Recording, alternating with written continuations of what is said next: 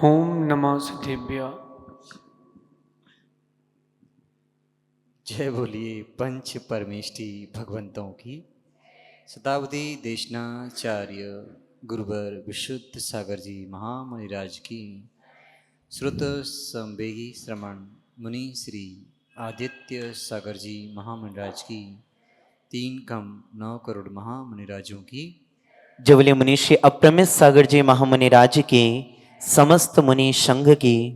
सर्वप्रथम सभी लोग पूज्य शिव नमोस्तु निवेदित कर ले। आज पुनः हमारे सौभाग्य का उदय हुआ है कि हमारे बीच परम पूज्य शताब्दी देशनाचार्य गुरुवर विशुद्ध सागर जी महामणिराज के परम स्नेही शिष्य श्रुत संवेगी श्रमण मुनि श्री आदित्य सागर जी महाराज आपके अंतरंग में होने वाली नाना जिज्ञासाओं का आगम से उत्तर देने के लिए उपस्थित हुए हैं। सर्वप्रथम उन लोगों को मौका दिया जा रहा है जो ऑनलाइन पर हैं, फिर आपको मौका दिया जाएगा। जबलपुर से अक्षय जैन नमोस्तु निवेदित करते हुए प्रश्न पूछ रहे हैं। अभिषेक की सही विधि से प्रश्न है, प्रभु जी का अभिषेक करते समय हम कलश का जब जल बचा लेते हैं, क्योंकि जो लोग बड़े लोग होते हैं वो कहते हैं कि थोड़े थोड़े जल से अभिषेक करा करिए, अन्यथा गंधोदक ज़्यादा बन जाएगा। गुरुदेव आधा कलश डालने से क्या गुरुदेव हमें दोष लगता है? कृपया समाधान कीजिए। देखिए, अभिषेक जब भी किया जाता है पूर्ण कलश से किया जाता है।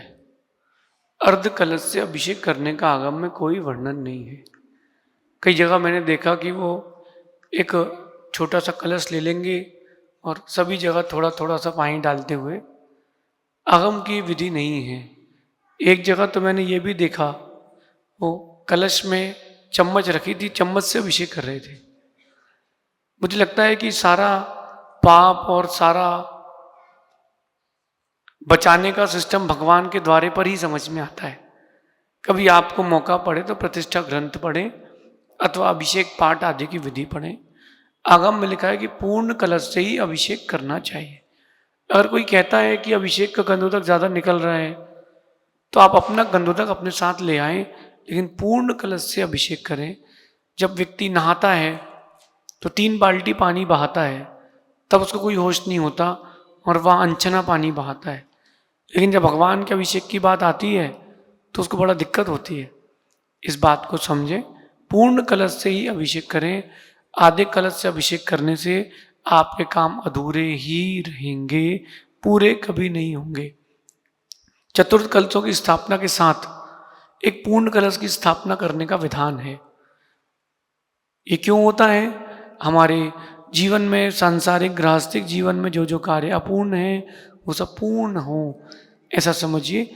आगम में कहीं भी थोड़े से पानी से अभिषेक का नहीं लिखा। अभिषेक का मतलब ये भी नहीं होता कि सर से आप सिर्फ अभिषेक करके आगे बढ़ जाएं, ऐसा नहीं लिखा आगम में। अभिषेक का मतलब होता है नवन, स्नान। चतुर्थ अभिषेक, भगवान का पूरा शरीर गीला होना चाहिए। केवल सिर पे 2 बूंद डाल देने से अभिषेक नहीं होता।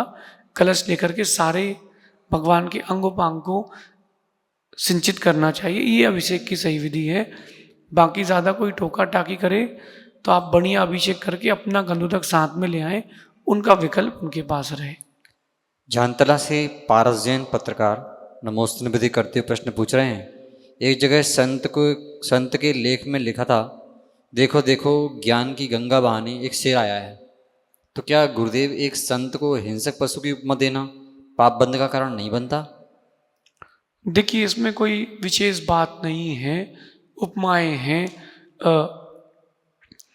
100 इंद्रों की उपमा दी गई है तो सिंह को भी इंद्र माना गया है। तो अगर कोई किसी को उपमा दे रहा है तो उसमें कोई दोष नहीं है। लक्षण शास्त्रों में लिखा है कि हर विशिष्ट पुरुष का चेहरा एक विशिष्ट जानवर से मिलता है।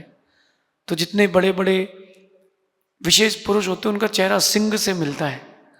तो ऐसा कोई निषेध नहीं है आगम में कि अपन ने अगर किसी को सिंह की उपमा दे दी कि देखो शेर आया, शेर जैसे दहाड़ने वाले कोई आए हैं, तो इसमें कोई दोष नहीं है। फिर भी आपको विकल्प हो तो आप ऐसा ना बोलें, लेकिन उपमा दी जा रही है तो सिंह बलवान होता है, सिंह नाद करता है, तो उस अपेक्षा से उनकी बलिष्ठता अथवा उनकी खूबी को बताया गया है। तिरंज आदि का वहाँ ऐसा कोई नहीं निषेध किया गया। ऐसा भी तो कहते हैं कि साधुओं की गौवच्च सम प्रीति होती है, कि जैसे गाय अपने बछड़े से प्रीति करती है, ऐसे ही साधु भी परस्पर में प्रीति से रहते हैं, ये उनका वात्सल्य है। तो साधु को गाय बोल दिया। तो उपमाएं हैं, उपमाओं को उपमा ही समझें, उसमें ज़्यादा विकल्प ना करें, ऐसा समझिए। बापी गुजरात से अनीस जैन नमोस्तुन नृत्य करते हुए प्रश्न पूछ रहे हैं, शांति धारा क्यों की जाती है? यह कौन से तीर्थंकर भगवान की शासन काल से प्रारंभ हुई है? देखिए, भगवान ऋषभ देव के जब जन्म कल्याणक का वर्णन आता है तो वहां पर भी सौदर महेंद्र भगवान के मस्तक में अभिषेक और शांति धारा करता है। शांति धारा कोई अलग से अभिषेक नहीं है, शांति धारा बहुत सारे मंत्रों को जोड़ करके बनाई गई बड़ा अभिषेक विधि है।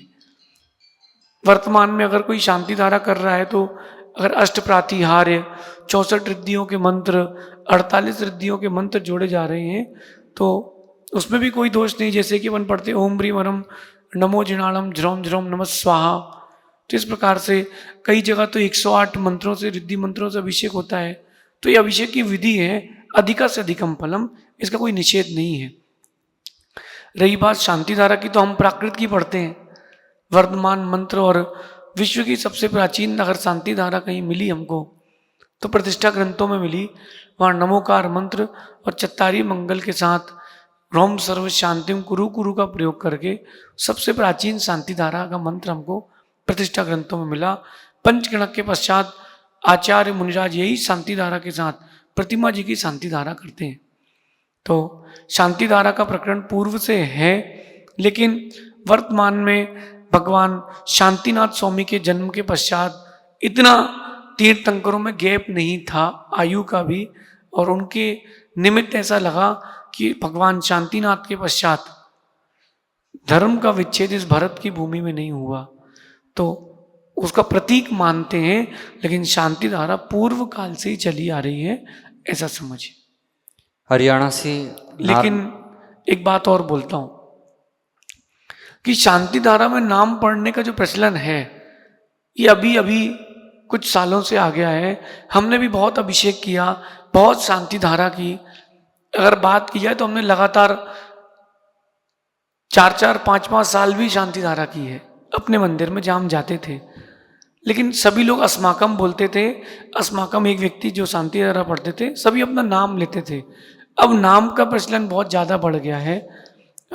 योग सागर जी महाराज के साथ हम सिवनी में थे और मानस्तंभ का अभिषेक चल रहा था, शांति धारा थी, तो उन्होंने हमसे कहा कि आप पढ़िए।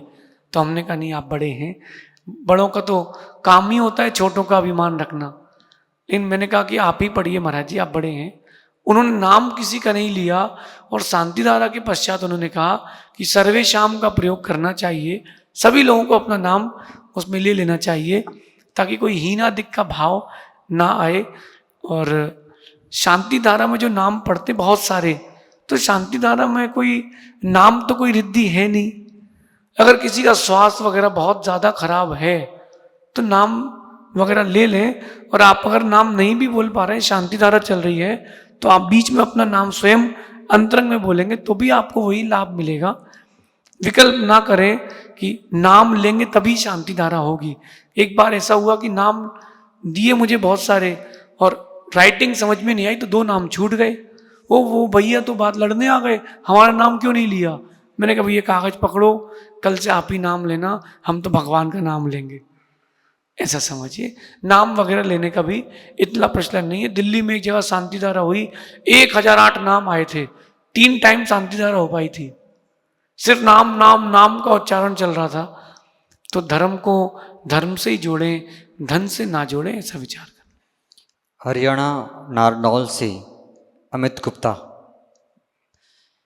प्रश्न कर रहे हैं, यहाँ ईमानदार, स्पष्टवादी, सरल, सहज व मानवतावादी होना गुनाह है क्या? जीवन में सब कुछ विपरीत चल रहा है और जीवन से छुटकारा चाहता हूँ। प्रश्न का समाधान कीजिए। देखिए, सीधा होना अच्छी बात है, सरल होना अच्छी बात है, लेकिन कोई आपकी सरलता का फायदा उठा ले, ये अच्छी बात नहीं है। ये अपना विज्ञान है, ये अपना विवेक है। अगर लोग आपकी मानवता को गलत रास्ते पर ले जा रहे हैं तो वो उनकी गलती है, और उनकी गलती के कारण हम अपनी हानि क्यों पहुंचाएं। अगर आपको लगता है कि आपकी समस्या का समाधान नहीं हो रहा है, गुरु के पास आइए। गुरु के पास आएंगे, सही तरीके से समाधान मिलेगा। अगर आपको कोई लग रहा है कि आपको आपकी मानवता का कोई गलत फायदा उठा रहा है, तो गलती वो कर रहे हैं, हम क्यों करें। अगर आप मानवता पर विश्वास रखते हैं तो कभी आप आत्महत्या नहीं करेंगे, क्योंकि आप मानव स्वयं हैं, आपका परिवार है, आपके पीछे भी लोग हैं। अगर कोई आपको ना भी समझे तो ना समझे, अपन तो अपनी खुशी के लिए जिए, मानवता के साथ जिए और धीरज रखें। सत्य जो है उसको प्रताड़ित किया जा सकता है, पराजित नहीं किया जा सकता, ऐसा समझिए। झांसी से श्रीमती गोल्डी जैन नमोस्तु निवेदित करते हुए प्रश्न पूछ रही हैं, गुरुओं के पास आकर जो वैराग्य भाव और विशुद्धि आती है उसे शाश्वत कैसे रखा जाए। देखिए, अगर वैराग्य भावना को शाश्वत रखना है तो पुनः पुनः चिंतन आवश्यक है। पुनः पुनः जितना जितना आप चिंतन करेंगे उतनी वैराग्य भावना प्रबल होती जाएगी। होता ये है कि कुछ देर के लिए अपन ने तवे को आंच पर रखा, और आंच पर तवे को रखने के पश्चात जैसे ही थोड़ी सी तवे में गर्मी आई, आपने हटा लिया। उसके लिए तरीका है, वैराग्य भावनाओं में से प्रत्येक भावना का चिंतन, प्रत्येक दिन अलग अलग भावना का चिंतन करते रहें, पहली बात। दूसरी बात, जिन निमित्तों से वैराग्य हो रहा है उन निमित्तों के पास अधिक रहें। जिसकी दुकान जहाँ ज़्यादा चलती है वो वहीं खोलता है। अगर आपके अंतरंग में वैराग्य की भावना जागृत हो रही है तो जिन निमित्तों से हो रही है वहाँ अधिक समय व्यतीत करें, तो वो भावना आपकी एक दिन जरूर प्रबल बनेगी, ऐसा समझिए। शेष प्रश्नों का समाधान आगे आने वाले समाधानों में होगा। और हमारे समक्ष जो जिज्ञासुजन है आए, क्रम से अपनी जिज्ञासा रखें। जिसको भी प्रश्न करना है भैया जी को नाम लिखा समाधान बीच में आकर प्रश्न करेंगे। समाधान के इस क्रम में ऑफलाइन जिज्ञासाओं के माध्यम से आप सभी को मुनीश जी के मुखारविंद से समाधान का सौभाग्य मिलेगा। आप सभी लोग अपने नाम हम तक प्रेषित कर दें। प्रथम नाम मैं यहाँ ले रहा हूँ, श्री अंकुर जी गोधा। गुरुदेव के चरण में नमोस्तु नमोस्तु। गुरुदेव जी, मैं ये पूछना चाहता हूँ कि सप्तव्यसन त्याग क्या होता है, और एक ये भी पूछना चाहता हूँ, जैसे अपन कोई नियम लेते हैं तो वो जाने जाने में अपन भगवान जी के सामने लेते हैं कि हम त्याग ले, लेकिन वो किसी परिवार का कारण अपन पूरा नहीं कर पाते, कुछ होते हैं तो जो नियम अगर आपको गुरुजन ना मिले, और गुरुजन ना मिले तो आप भगवान के सामने वो नियम ले लें, लेकिन दृढ़ता से पालन करें। अगर कोई नियम में हीन अधिकता होती है तो साल में एक बार जाकर के आपको प्रायश्चित आदि लेना चाहिए। वर्ष में एक बार जाकर के अपने अंतरंग की व्यथा बता करके प्रायश्चित लेना चाहिए। और रही बात सप्तव्यसन की, तो प्रसिद्ध रूप से 7 हैं, लेकिन आगम में और भी प्रकार के व्यसन कहे हैं। सोमदेव सूरी ने 18 व्यसनों की व्याख्या की है नीति वाक्यामृत ग्रंथ में। चोरी करना, कुशील सेवन करना और द्यूत क्रीड़ा करना, मांस आदि का सेवन करना, ये सप्तव्यसन बड़े प्रसिद्ध हैं। और सप्तव्यसन करने वाले को जिनेंद्र भगवान की अभिषेक आदि की, मुनियों को आहार देने आदि की अनुमति नहीं है। इस प्रकार समझना, सप्तव्यसन जीव के लिए हानिकारक है। आगे चलते हैं। गुरुदेव जी, इसमें ये पूछना चाहता है, इससे क्या नागी बन भी होता है क्या? देखिए, परिणति के ऊपर है। नरक का भी बंद हो सकता है, तिरंच आयु का भी बंद हो सकता है, और अगर व्यसन के पश्चात गिलानी हुई तो मनुष्य और देव पर्याय भी वो प्राप्त कर सकता है, ऐसा समझिए। नमस्ते। अगले क्रम में श्री सुरेश जी जैन, और इसके बाद तैयार रहेंगे श्री अंशुल जी गोधा। गुरुवर नमस्तु नमस्तु नमस्तु। धर्म करो या न करो, लेकिन अधर्म न करो। तो ये आवाज नहीं आ रही इनकी। धर्म करें या न करें, लेकिन अधर्म न करें, तो अधर्म में क्या क्या आता है? देखिए, बहुत अच्छी बात है, ये सेटिस्फैक्ट्री वाक्य है कि अगर कोई धर्म नहीं भी कर पा रहा है तो कोई बात नहीं, लेकिन अधर्म ना करे। अधर्म की परिभाषा ये है कि जो जो धर्म से विमुख है जो जो क्रियाएं वो सब अधर्म में आती हैं। अथवा संक्षेप से समझें, जो उत्तम स्थान को ना दे वो अधार्मिक क्रिया है। जो आपसे उत्तम स्थान को छीन ले वो अधार्मिक क्रिया है।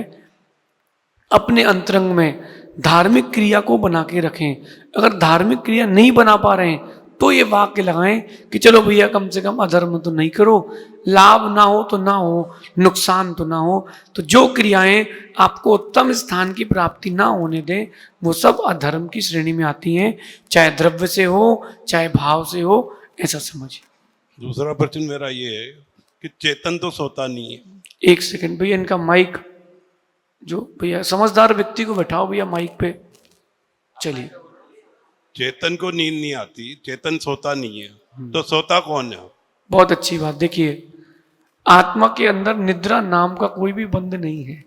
निद्रा नाम का कोई भी दर्शनावर्णी कर्म आत्मा के अंदर नहीं है। लेकिन वर्तमान में आत्मा कर्म सहित है। वर्तमान में जो आत्मा है वो कर्म सहित है, मिश्र अवस्था में है। और उस मिश्र अवस्था में होने के कारण निद्रावर्णी कर्म जो है, निद्रा ज्ञानावर्णी दर्शनावर्णी कर्म जो वर्तमान में उदय में है वो आपको उदय में आता है। ये मिश्र अवस्था में होता है। जो कुछ भी हो रहा है वो मिश्र अवस्था में हो रहा है। जैसे मैंने उस दिन पहले भी आपसे कहा था कि शरीर नहीं खाता और आत्मा भी नहीं खाती। शरीर खाता तो मुर्दे भी खाते और आत्मा खाती तो सिद्ध भी खाते। लेकिन भोजन की प्रवृत्ति वर्तमान में देखी जा रही है। इसका तात्पर्य जो कुछ भी है वो मिश्र अवस्था में है। मिश्र अवस्था होगी तभी परिवर्तन होगा। बचपन में अपन ने एक चीज पढ़ी थी, 5 कलर जो होते हैं उनमें रंग मिलाए जाते हैं तो नए रंग बन जाते हैं। जैसे ऑरेंज में व्हाइट मिलाते हैं तो कौन सा रंग बनता है? अच्छा, रेड में व्हाइट मिलाते हैं तो पिंक रंग बन जाता है। तो आप देखो वो पिंक कलर बनता है, होता नहीं है। ऐसी मिश्र अवस्था आती है, इसमें सारी विभाव दशाएं होती हैं। निद्रा, प्रचला प्रचला प्रचला, स्थान वृद्धि, ये सब कर्म सापेक्ष कर्म मिश्रित अवस्थाएं हैं, ऐसा समझिए। बीमार पुद्गल होता है या चेतन भी उसमें शामिल है? बहुत अच्छी बात। बीमार तो जो है वो पुद्गल ही होता है, लेकिन पुद्गल से बद्ध है चेतन, इसलिए चेतन को भी कमजोरी का अनुभव होता है, ऐसा समझिए। नमस्तु नमस्तु। श्रीमती अंशुल जी गोधा अगले क्रम में तैयार रहेंगे। श्री कृष्ण कुमार जी। नमोस्तु गुरुवर। महाराज जी, दर्शन विशुद्धि भावना की जब 16 भावनाओं का चिंतन करते हैं तो एक बार पढ़ते पढ़ते दिमाग में आया कि सबको ले लिया, लेकिन सिद्ध भक्ति को क्यों नहीं लिया? जैसे आचार्य भी आ गया, उपाध्याय सब आ गए, लेकिन सिद्ध भगवान की भक्ति को क्यों नहीं लिया? बहुत अच्छी बात। देखिए, उसमें अर्हत भक्ति है। हाँ, अर्हत भक्ति के अंदर ही सिद्ध भक्ति गर्भित है। मेरे भी मन में ये बात आई थी। मैंने 16 कारण भावना में प्रवचन दिए थे। हाँ, फिर मैंने धवला जी का भी उसमें अवलोकन किया।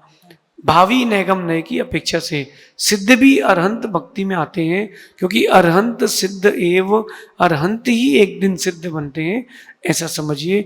दर्शन विशुद्धि और सम्यक दर्शन में बड़ा अंतर रहता है। दर्शन विशुद्धि वाला जो श्रावक या श्रवण होगा वो किंचित भी इंद्रिय सुख की परिणति में नहीं जाता, लेकिन सम्यक दर्शन वाला श्रावक इंद्रिय सुख की परिणति में चला जाता है, ऐसा समझिए। दर्शन विशुद्धि भावना सर्वश्रेष्ठ भावना है, ऐसा समझिए। नमोस्तु महाराज जी। नमोस्तु नमोस्तु नमोस्तु महाराज जी। महाराज जी, जैन में महामंत्र है, सिद्धों को नमस्कार, आचार्यों को नमस्कार, उपाचार्यों को नमस्कार, और जी बोलिए बोलिए। इस संसार के सभी संतों को नमस्कार। तो इस संसार के सभी संत कौन कौन से हैं? बहुत अच्छी बात। देखिए, संत तो वही है जो शांत है। जब अपन संत शब्द को व्युत्पत्ति करते हैं तो जो शांत शब्द आता है संस्कृत में, उसका प्राकृत छाया करते हैं तो बनता है संत। अपन पढ़ते हैं संति नाह, यानी शांतिनाथ। तो जिन्होंने महाव्रतों को धारण किया, सकल परिग्रह का त्याग किया और 5 समितियां 3 गुप्तियों में जिनकी परिणति है, 5 इंद्रियों का जो निरोध कर चुके हैं, वही संतों की कैटेगरी, साधुओं की कैटेगरी में आएंगे। बाकी आप सामान्य रूप से अपन सभी को संत कह देते हैं, वो आपका बहुमान है। अरे वो तो हमारे मोहल्ले में संत स्वभावी व्यक्ति है, वो कह देते हैं बहुमान के लिए। लेकिन जिनके पास महाव्रत है, संपूर्ण रूप से परिग्रह का त्याग है, वही संतों की श्रेणी में आते हैं, ऐसा समझिए। श्रीमती मंजू जी लोहाड़िया अगले क्रम में तैयार रहेंगी श्री कुसुम जी जैन। गुरुवर के चरणों में मेरा बारंबार नमोस्तु नमोस्तु नमोस्तु गुरुवर। गुरुवर औपसमिक सम्यक दर्शन जो होता है अंतर्मुहूर्त तक रहता है, तो फिर दोबारा कब होएगा, क्या होता है दोबारा? देखिए, एक पर्याय में भी कई बार हो जाता है, होता है एक पर्याय में भी कई बार हो जाता है। और इसके अलावा छायक सम्मित दृष्टि जीव भी अगर मुनि बन जाता है और परिणामों को उपशम किया है, कुछ प्रकृतियों का क्षय नहीं किया, तो वो भी उपशम श्रेणी चढ़ सकता है। इसका भी आगम में निषेध नहीं है। तो एक ही जीव को कई बार भी उपशम सम्मिक्त हो सकता है, आगम में इसका कोई निषेध नहीं, लेकिन पर्याय पर्याय का ध्यान रहे। एक ही भाव में हो जाता है दोबारा जी, एक ही भाव में? एक ही भाव में नहीं होगा, उपशम श्रेणी की अपेक्षा से वहां पर औपशमिक सम्मिक्त लगाना, बाकी समय तो अधिकतम आपको छायोपशमिक रहेगा। एक जीव को एक पर्याय में अधिक से अधिक 2 बार उपशम सम्मिक्त हो सकता है, इसके अलावा नहीं, ऐसा समझिए। श्रीमती कुसुम जी जैन अगले क्रम में तैयार रहेंगे इंजीनियर श्री पंकज जी भोपाल। नमोस्तु गुरुदेव। हमारे जैन धर्म की संस्कृति में हमारी भावनाएं, हमारी साधनाएं और हमारे व्रतों का क्या महत्व है? देखिए, भावना, व्रत और साधना, इन तीनों को मिलाकर ही जैन दर्शन में श्रावक का और श्रवण का पक्ष बनता है। सबसे पहले आती है भावना, क्योंकि जैसे आप भावना रखते हो, साधना और व्रताचरण भी उसी ओर जाता है। सुबह सुबह आपने आटा उठाया और उसको पानी डाल करके एक बड़ी सी लोई बना के रख ली, आटे को गूंथ के रख लिया।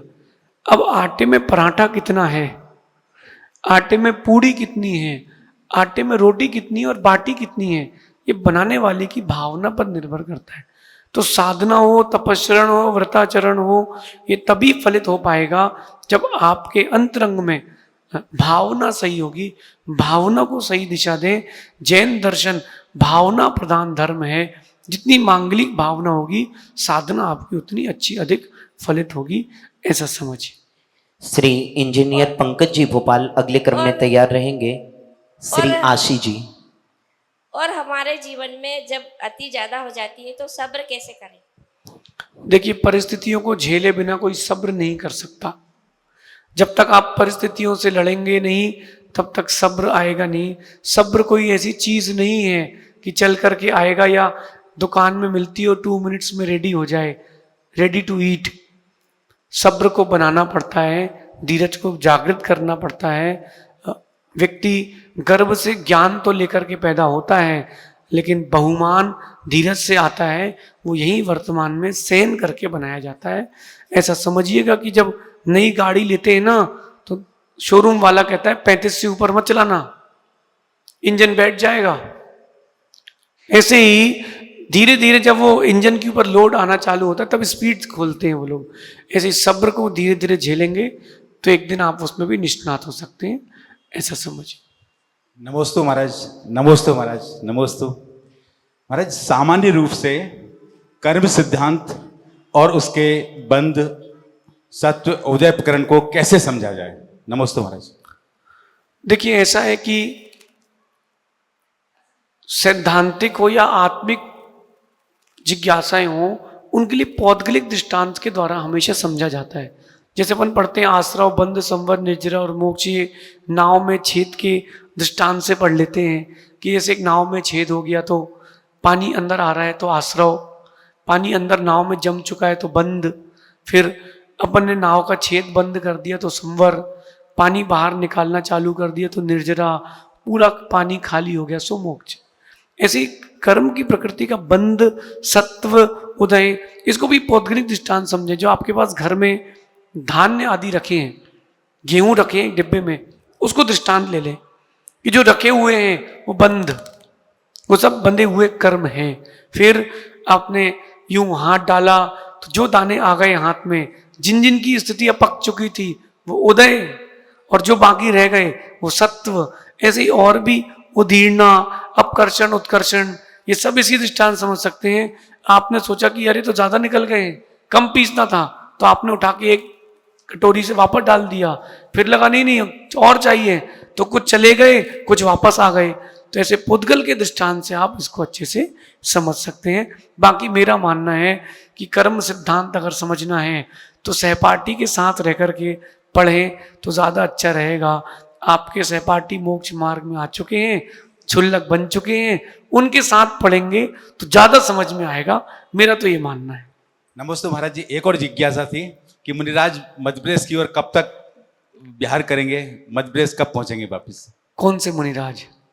जो प्रत्यक्ष विराजमान है। ऐसा है पंकज भैया की भावना सबकी प्रबल है, लेकिन नियोग हैं। चातुर्मास के पश्चात भोपाल नगरी के पास में पंचगणक होने की संभावना है, तो मुनिराज आपको वहां जल्दी देखने मिल सकते हैं। नमस्ते महाराज जी, नमस्ते नमस्ते। श्री आशीष जी लोहाड़िया अगले क्रम में तैयार रहेंगे। वीरा जी लोहाड़िया, बुहिरा जी सेठी। नमोस्तु महाराज जी, नमोस्तु महाराज जी, मेरा प्रश्न ये महाराज जी, मैं पाठशाला में भाग धो की छात्रा हूँ। महाराज जी मेरा प्रश्न ये है कि आर्द्र दान और रौद्र दान में क्या अंतर है? बहुत अच्छी बात बेटा। देखो, तीव्रता और परिणामों की विचित्रता का अंतर होता है।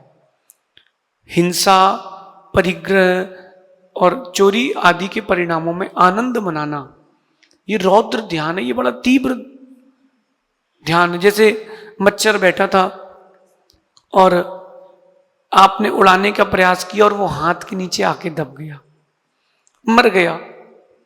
इच्छा थी नहीं थी, लेकिन वो मर गया। वहीं एक जीव जैसे वो तो इंतजार कर रहा कि मच्छर बैठे, उसने मच्छर को मारा और खुश हो रहा है। तो जो हिंसा में आनंद मना रहे हैं, ये हिंसा नंदी रौद्र ध्यान। परिग्रह की प्राप्ति होने पर जो आनंद मना रहे हैं वो परिग्रह नंदी रौद्र ध्यान। ऐसे 4 रौद्र ध्यान है। लेकिन आर्द्र ध्यान में कसाय की परिणति की तारतम्यता थोड़ी कम होगी। जैसे आपके कपड़े में दाग लगते हैं ना कभी, तो अगर अनार का रस गिर जाए तो थोड़ा इजीली साफ हो जाता है, और आंवले का रस गिर जाए बड़ी मुश्किल लगती है उसको साफ करने में।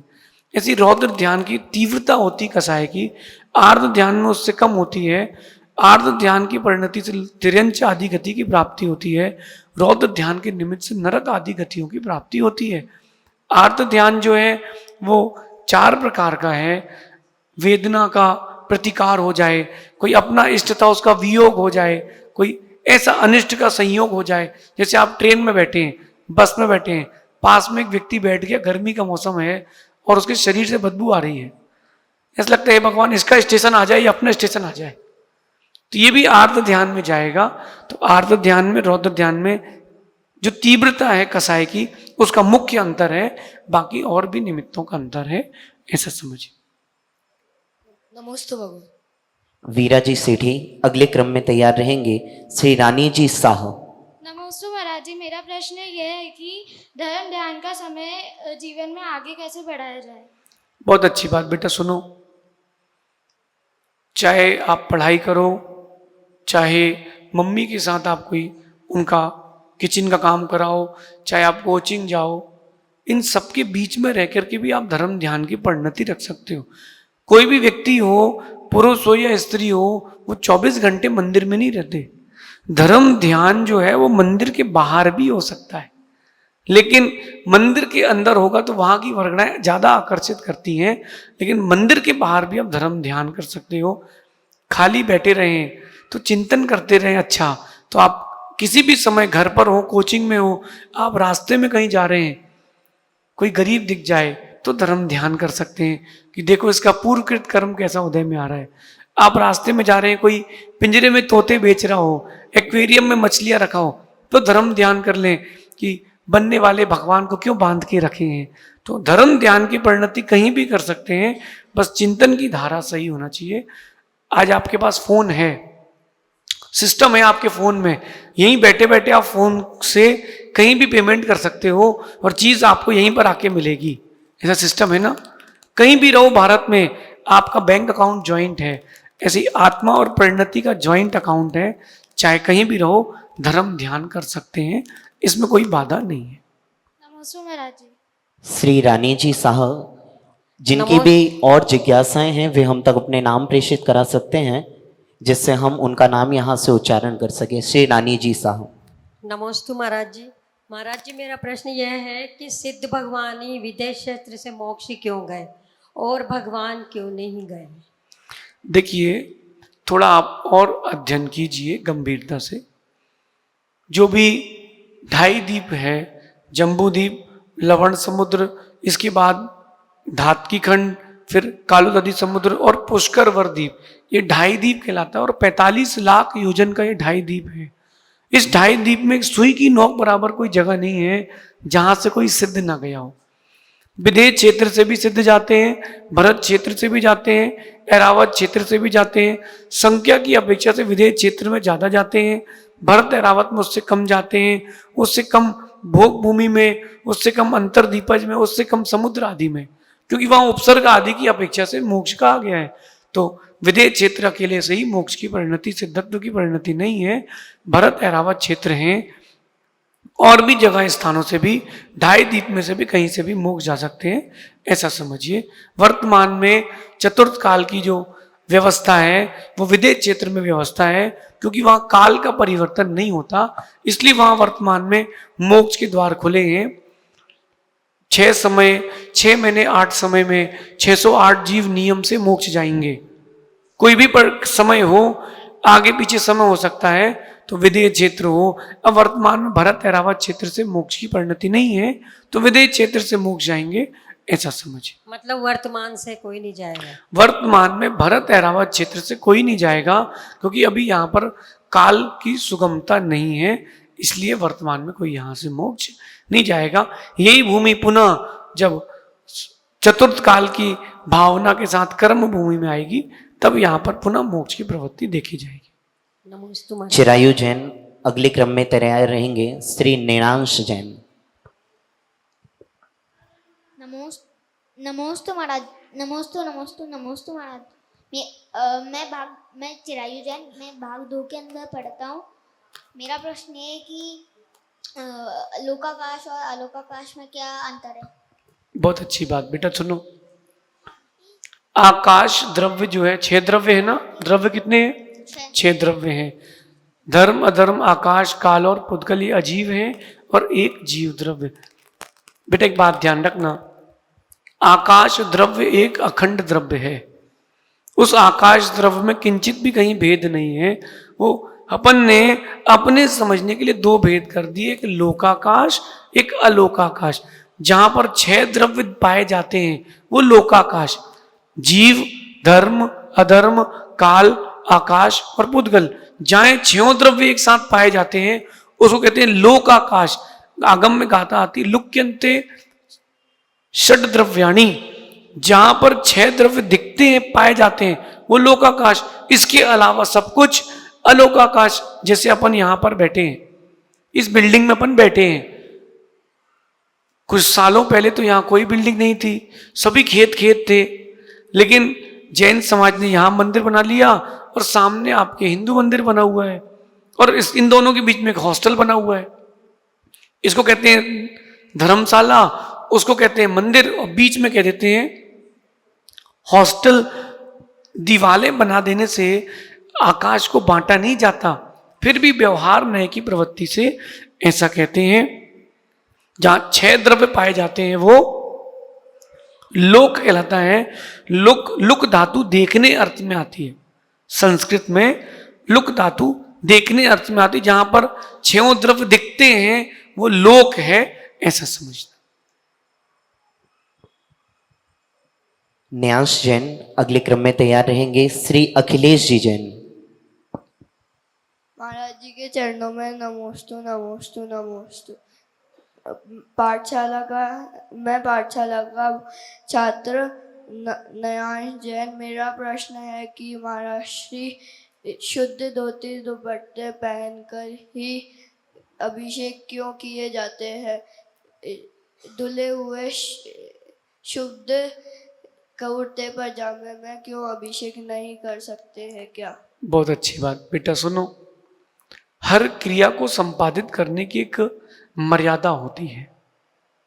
शुद्ध वस्त्र का मतलब होता है जिन वस्त्रों से आपने लघु शंका, दीर्घ शंका आदि ना की हो, पहली बात। दूसरी बात, उन वस्त्रों को किसी ऐसे वस्त्र से स्पर्शित ना किया हो जो अशुद्ध हो। इनके अलावा अखंड वस्त्र पहन करके अभिषेक पूजन करना चाहिए। अब वो जो आजकल पैंट वाली धोती आ गई, देखा बेटा, पंचकणक में चलती है, वो पजामे वाली धोती आती, नाड़ा खींच लो और वो पैंट जैसा बन जाता है। आगम में इसका भी निषेध है। अखंड वस्त्र से, जिसमें तुरपाई भी नहीं की जाती, जिसमें जोड़ नहीं होता, ऐसे वस्त्रों से अभिषेक करना चाहिए। अगर इन कुर्ते पजामे आदि से करते हैं तो इनकी जो आपकी फोल्डिंग रहती है ना, उसमें जीवों की संभावना रहती है, इसलिए श्रावकाचार ग्रंथ में ऐसा कहा है। इसके अलावा एक हर शुभ क्रिया को करने की एक ड्रेस होती है, ताकि लोगों को मालूम चल जाए कि अभी हम मांगलिक काम करने जा रहे हैं।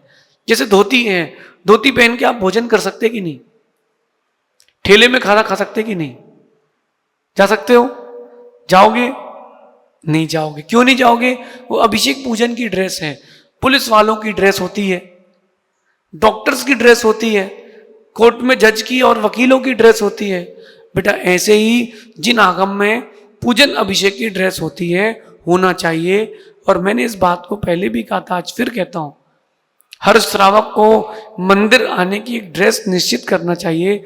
जब वो घूमने जाता है तो उसकी ड्रेस निश्चित करता है।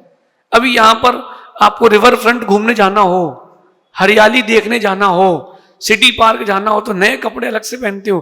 तब ये नहीं सोचते कि 5 मिनट बर्बाद हो रहा है। मंदिर आते ही समय क्यों सोचते हो? इसलिए ये प्रयास करें, मंदिर की ड्रेस अलग रखें। और मेरा मानना है कि अगर किसी के पास 10-20 जोड़े भी कपड़े हों तो उतनी जोड़ी धोतियां भी होना चाहिए। एक से एक सुंदर से सुंदर धोती होना चाहिए, जिसको देख करके लगे कि हाँ, ये साक्षात बनने वाला इंद्र है जो इतने सुंदर वस्त्रों से अभिषेक कर रहा है, ऐसा समझिए। श्री अखिलेश जी जैन, आगे जिनके भी मन में जिज्ञासाएं हों वे अपने नाम हम तो प्रेषित करा सकते हैं और अपनी शंकाओं का समाधान ले सकते हैं। अच्छा, ये आज का ये अंतिम प्रश्न होगा। आप कल के लिए अपने नाम हमें प्रेषित करा सकते हैं। कल के क्रम में आपके नाम का उच्चारण किया जाएगा। मुनिराजों के चरणों में नमोस्तु। नमोस्तु गुरुवर। मेरा प्रश्न ये है कि जैसे आजकल कहीं पर लाखों दीपकों से आरती, कहीं हजारों दीपकों से आरती तेल या घी से होती है। घी में वो आलू के दाने या कोई पाम ऑयल मिलावटें आती है।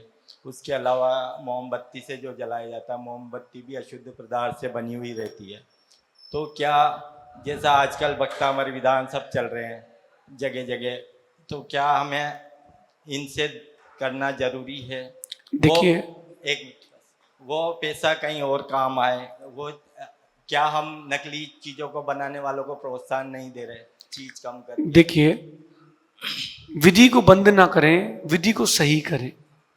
पहली बात है, मन में ना लाएं कि कई लोगों के मन में चीज़ आ जाती है कि इतना पैसा क्यों बर्बाद हो रहा है।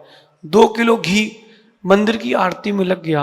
अरे मंदिर की आरती में नहीं लगा, वो आपकी पुण्य संचय कर्म निर्जरा का साधन बना है, इसलिए करना चाहिए। लेकिन अशुद्ध द्रव्य से भगवान की पूजन आदि के विधान का कोई भी वर्णन नहीं है। एक बात समझना, आपने शुद्ध समाधान सुना हो पहले, तो मैं कह चुका हूं। यहीं पर मनोज पंडित जी ने प्रश्न किया था, जो आरती करते हैं भगवान की, अगर शुद्ध घी ना हो तो आप तेल से कर लें, तेल ना हो हाथ जोड़ लें, कर्पूर से कर लें, हाथ जोड़ लें, लेकिन अशुद्ध वस्तु से भगवान की पूजन आरती नहीं करना चाहिए।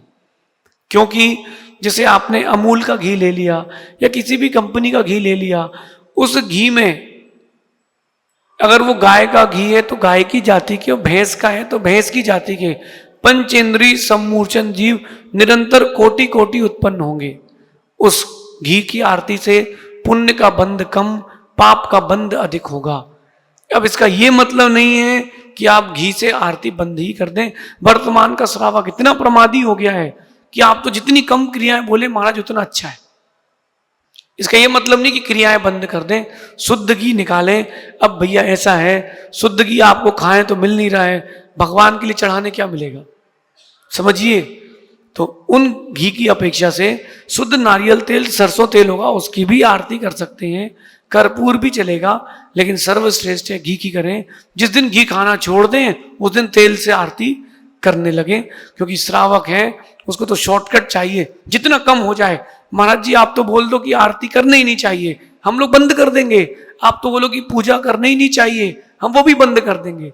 एक व्यक्ति ने मुझसे पूछा, बोले महाराज जी जैन लोग कहते हैं कि चावल चढ़ाओ और सबसे ज्यादा हिंसा चावल की खेती में होती है। मैंने उससे कहा भैया हिंसा तो सभी चीजों में होती है, हिंसा तो सोचने में भी होती है, लेकिन वो तो बंद नहीं करते। अब एक नया पैटर्न आ गया है आरती का, एक प्लास्टिक का दीपक आता है, नीचे से बटन दबाओ और बढ़िया ई विधि मंगल आरती कीजिए। मैंने तो एक जगह देखा, एक श्रावक चांदी की प्लेट में सुंदर सी द्रव्य रखा और उसमें लाइट वाला दीपक लेके आरती कर रहा था, और दीपक रख के उसने द्रव्य चढ़ाई। मैंने देखा, मैंने पूछा भैया ये क्या है? बोले दीपक में बहुत हिंसा होती है महाराज जी। अच्छा, मैंने कहा तो फिर द्रव्य को आपने गर्म किया है तो पानी धोया है, तो पानी गर्म कैसे किया है? बोले अग्नि से। मैंने भोजन किस में करते हो? अग्नि में। ठंडी का मौसम है तो गर्म पानी से नहा के आए कि नहीं आए? बोले हाँ। देखो जहां जिस विधि को लगाना है वहां लगाना। दीपक घी से ही करना चाहिए। आजकल कुछ कंजूस टाइप के लोग हो गए हैं, वो कपूर रख लेते छोटा सा टिकिया और बस वो 3 बार हिलाएंगे और बड़ा डर लगता है मुझे तो। वो जब वो आरती करते हो पात पर चाल भी करना है और आरती भी करना है, कहीं मुझे लगता है कहीं वो ज्वालामुखी ना बन जाए, क्योंकि वो बाल पूरे एक साथ जलेंगे। तो घी की दीपक से आरती करें, शुद्ध से करें। अशुद्ध से करेंगे पाप का बंद होगा, शुद्ध से करेंगे तो ही पुण्य का बंद होगा। और अशुद्ध को आपने बंद नहीं किया तो बंद भी बंद नहीं होगा, ऐसा समझना। शेष आगे देखेंगे। भगवान